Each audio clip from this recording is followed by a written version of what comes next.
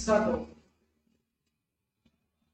buat Anda semua yang ada di Kana Ministry dan juga buat Anda yang ada di YouTube Keluarga Kudus Pontianak. Kita berjumpa lagi di Kana Ministry Podcast dan masih kita akan mempersiapkan dan menyiapkan diri untuk kedatangan Bapak Paus kita, Bapak Paus Fransiskus yang akan datang di awal bulan September 2024. Dan kami masih akan berbincang seputar dari pemikiran-pemikiran dan juga pandangan-pandangan dari Bapak Paus, dan masih bersama dengan ada Romo Greg di sini. Selamat malam semuanya. Tuhan berkati Anda yang berada di gereja maupun di YouTube channel. Betul sekali. Baik, Romo, ternyata kita sudah sampai ke episode ketiga loh. Iya, tidak terasa ya? Tidak terasa. Terasa loh, Romo. Terasa ya? Baik, di episode ketiga ini tadi kita flashback sebentar. Di episode pertama kita lebih kepada pengenalan sosok dan biografi dari Bapak Fransiskus. Kemudian di episode kedua kita berbincang mengenai pandangan-pandangan beliau. Dan yang ketiga ini kita akan lebih mempersempit lagi tema kita, yaitu tentang Laudato Si. Nah, ini mungkin nanti akan dijelaskan oleh Romo Greg itu apa Laudato Si dan kenapa ini menjadi penting untuk kita semua. Terima kasih. Selamat malam semuanya. Selamat malam. Baik. Saya senang karena Paus kita itu rupanya sangat praktis, sangat menghunjam pada persoalan. Nah, saya mau mengangkat mengapa saya mengawali pemikiran mendalam dengan Laudato Si, karena ini sangat ada hubungannya dengan kita yang di Kalimantan Barat, kita yang dekat dengan alam, kita yang juga menyaksikan sendiri misalnya kerusakan yang ada di lingkungan sekitar kita. Itu menjadi sangat relevan untuk kita. Laudato Si ini ensiklik, jadi penting bagi kita supaya kita memahami apa yang diharapkan oleh Bapak Suci Paus Fransiskus. Laudato Si ini artinya dalam bahasa Itali namanya Mi Signore, terpujilah engkau Tuhanku.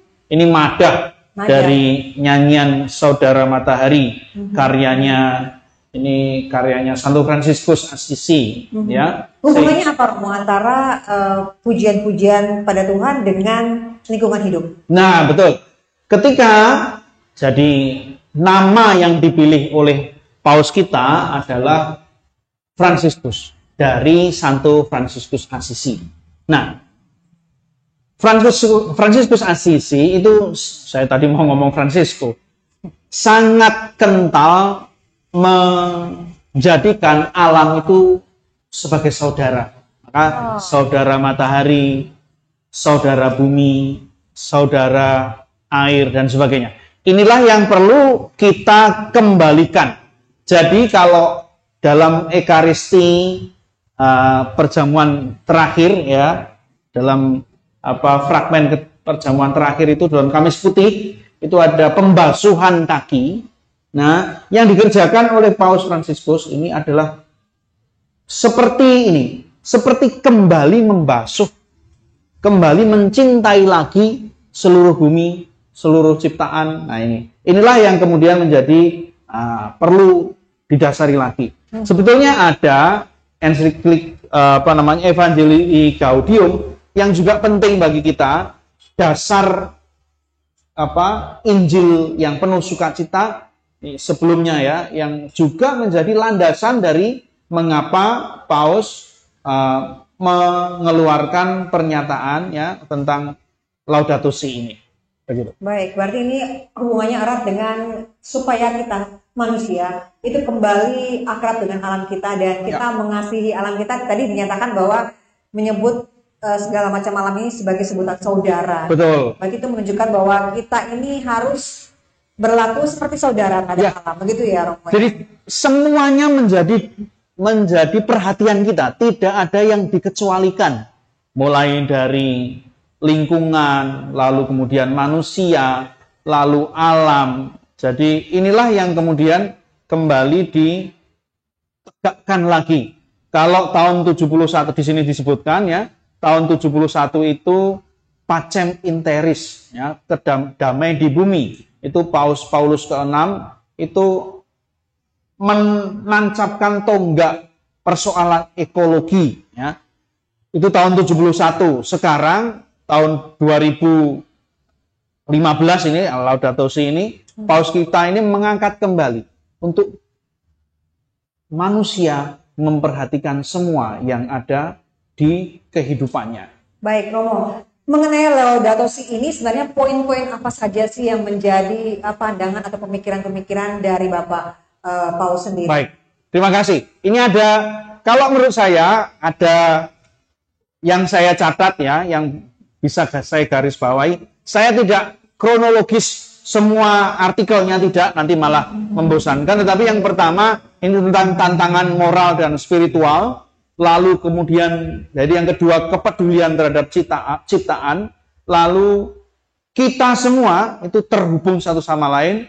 Lalu dampak lingkungan pada orang miskin. Lalu kita semua dipanggil untuk solidaritas. Lalu pembangunan teknologi dan ekonomi itu harus melayani manusia, meningkatkan martabat manusia. Lalu yang ketujuh itu mendukung kehidupan, melindungi ciptaan. Lalu yang kedelapan, inilah saatnya kita bertindak. Lalu kesembilan ini saya catatnya sebagai harapan dan sukacita. Jadi ketidakadilan itu tidak bisa, tidaklah tak terkalahkan. Artinya kalau kita tadi ada kita persoalan kok banyak sekali, seolah-olah kita itu jatuh dan terpuruk. Tetapi bukan berarti persoalan itu tidak bisa diselesaikan. Kita perlu juga memikirkan kembali harapan dan sukacita yang juga adalah panggilan kita di dalam dunia ini. Baik. Begitu. Berarti ada juga solusi-solusi yang harus solusi-solusi yang harus dilakukan selain dari pemikiran-pemikiran begitu ya. Sepertinya 9 poin yang tadi Romo katakan itu relevan ya, relate sekali untuk masa-masa sekarang ini. Itu kan di tahun 2015 ya. Di tahun 2015 mungkin sampai tahun 2040 nanti itu memang hal-hal yang menjadi isu secara internasional seperti pemanasan global. Kemudian seperti semakin banyaknya masyarakat yang terdampak ya, masyarakat yang miskin terdampak dengan adanya seperti penambangan, seperti juga hal-hal lain, pabrik atau hal-hal lain yang itu mungkin relate ya, Romo. Ya, jadi sangat-sangat ada hubungannya. Jadi kalau kemarin itu kita mendengar bagaimana kita juga organisasi keagamaan ya ditawari tambang, itu kemudian berhadapan langsung dengan tema yang saya angkat pertama ini, tantangan moral dan spiritual. Jadi Paus ini menulis kalau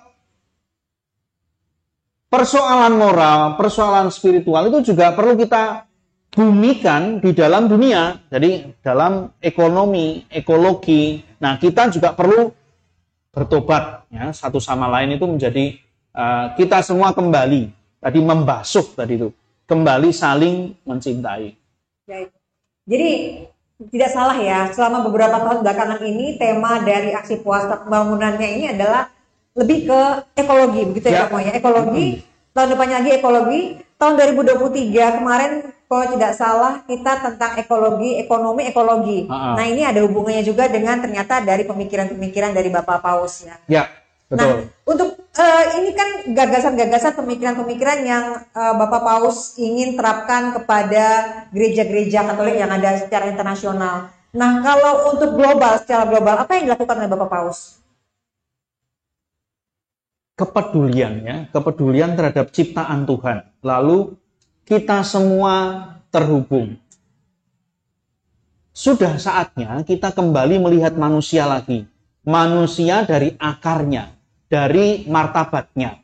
Tidak hanya dari fungsi-fungsi ekonominya, fungsi-fungsi jabatannya, tidak. Tetapi justru dari kita semua adalah ciptaan Tuhan. Lalu masing-masing dari kita itu juga terhubung satu sama lain. Jadi kalau ada kesusahan negara-negara miskin, juga perlu dipikirkan oleh negara-negara yang sudah berkembang jauh. Nah, inilah yang kemudian dampak yang terjadi di siapapun yang berada di misalnya belahan dunia yang miskin, lalu kemudian secara ekonomi maupun secara politik tidak memiliki suara, itu juga punya suara, punya dampak pada kehidupan yang lebih besar. Maka kita dipanggil untuk sungguh-sungguh solider satu sama lain. Di global seperti itu, di komunitas juga demikian. Bahwa yang paling kecil di antara kita tidak berarti tidak punya pengaruh. Ya. Justru kita dipanggil untuk solider, kita sadar bahwa satu sama lain di antara kita, kalau ada yang satu sakit di keluarga kita, tentu saja kita pun juga merasa sakit, ada sesuatu yang timpang. Nah, karena justru disitulah kepedulian kita digugah. Ini ciptaan Tuhan kita sama-sama. Baik, baik. Berarti intinya Romo, tadi saya menyimak bahwa menuju ke akarnya. Berarti Ya. Bapak Paus ini ingin supaya pemikiran-pemikiran, gagasan-gagasan beliau ini menyentuh secara pribadi setiap manusia dan ada pergerakan dari dalam dirinya. Ya. Melakukan hal-hal yang Betul. melakukan hal-hal yang mungkin dampaknya kecil, tapi untuk lingkungannya itu juga bermanfaat. Melakukan sesuatu walaupun itu kecil, gitu ya Romo ya. Jadi saya lanjutkan lagi untuk beberapa poin yang tadi, yang saya ada 9 poin tadi itu, mendukung kehidupan itu juga perlu kita kerjakan dengan misalnya teknologi kita.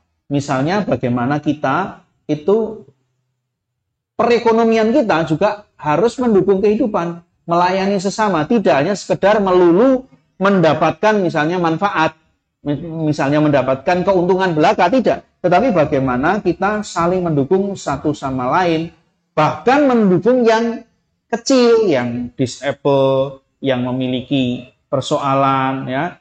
Justru ketika ada yang jadi ekses dari ekonomi yang misalnya global, misalnya juga terjadi ada perdagangan antar manusia, ya. Iya, itu juga terjadi. Betul.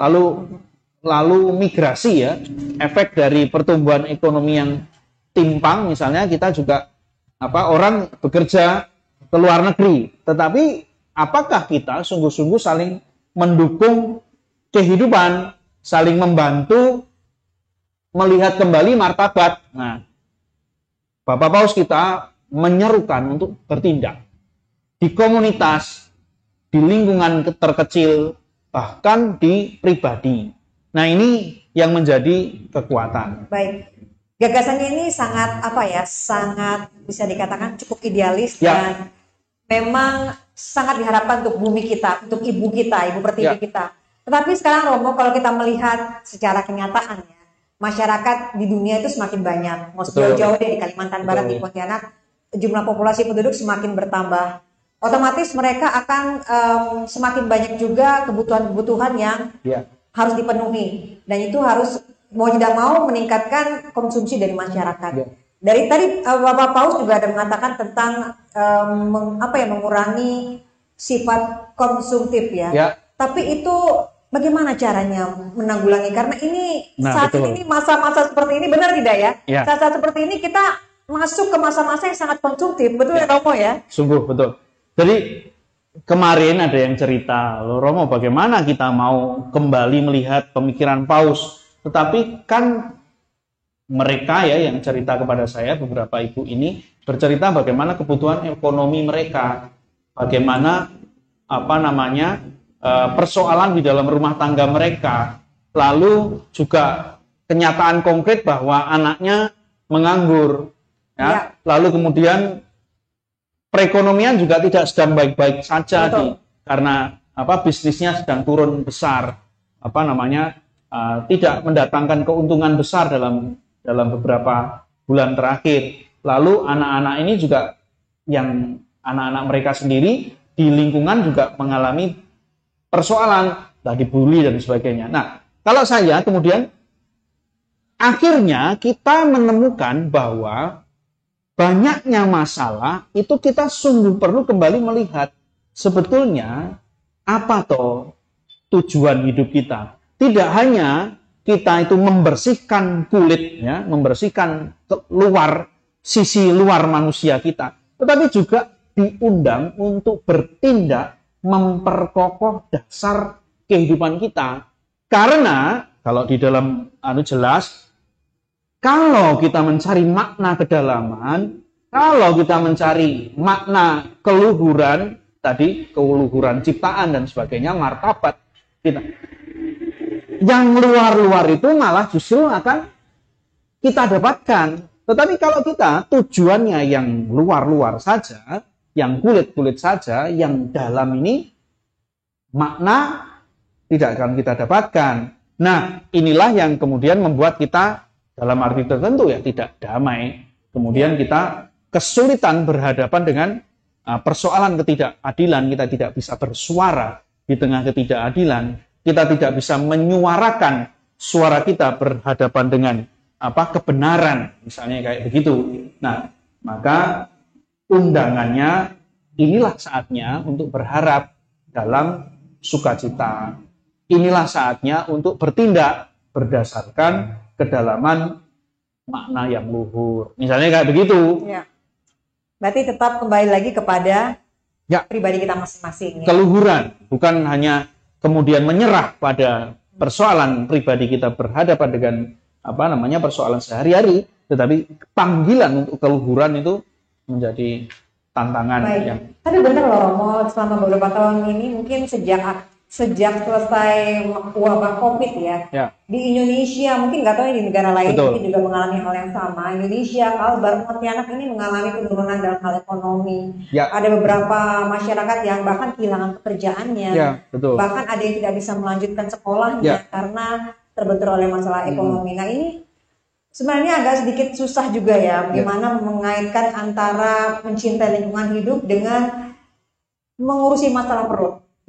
Nah ini bagaimana menyikapi hal ini, Bapak Paus ada tidak tentang ini? Di dalam sini memang tidak dikatakan secara kasuistis ya untuk menyelesaikan kasus tertentu, tetapi asumsi saya kalau kita melihat apa yang dikerjakan Paus, ya undangan kita untuk solider.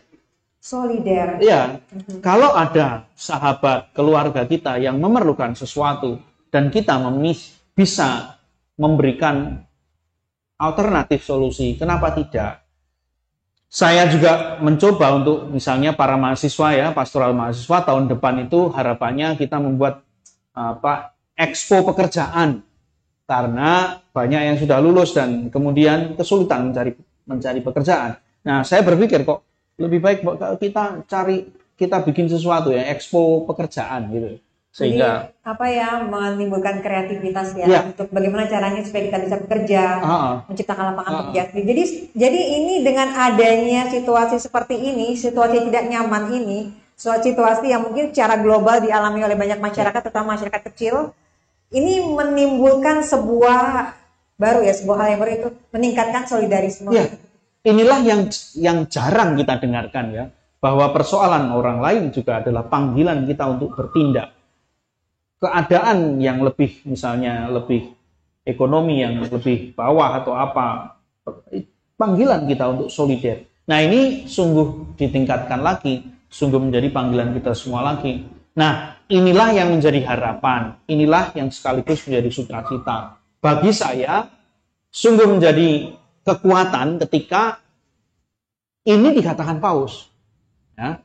Karena Paus kembali membongkar bahwa seringkali kita menyerah dengan tidak memiliki harapan, kita menyerah dengan tadi itu penderitaan yang sungguh membuat kita tidak tahu gimana, atau kita tidak bisa dengan gembira ya menemukan jalan. Nah, kita diajak untuk berdaya, kita memiliki sesuatu.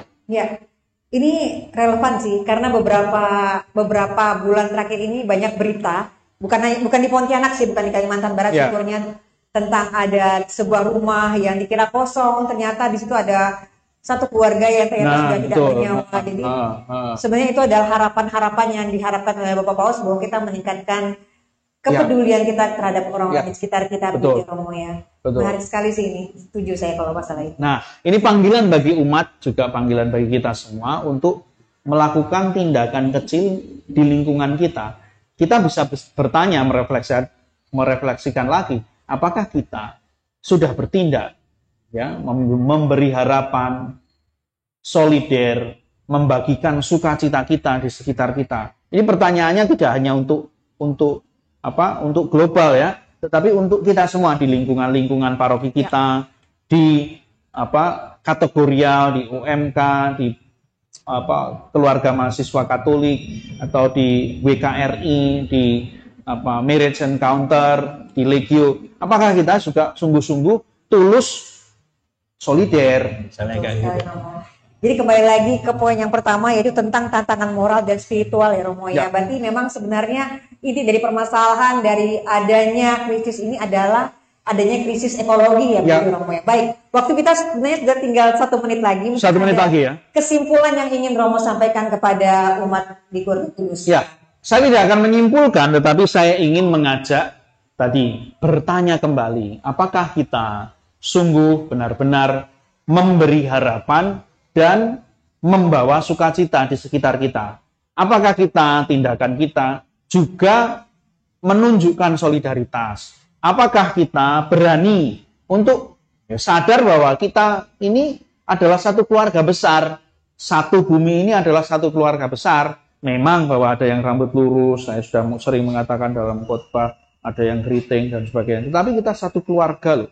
Bahkan yang kita tidak kenal pun itu adalah keluarga kita yang perlu kita pedulikan. Sama-sama ciptaan Tuhan, sama-sama memiliki martabat yang luhur sebagai manusia seperti kita.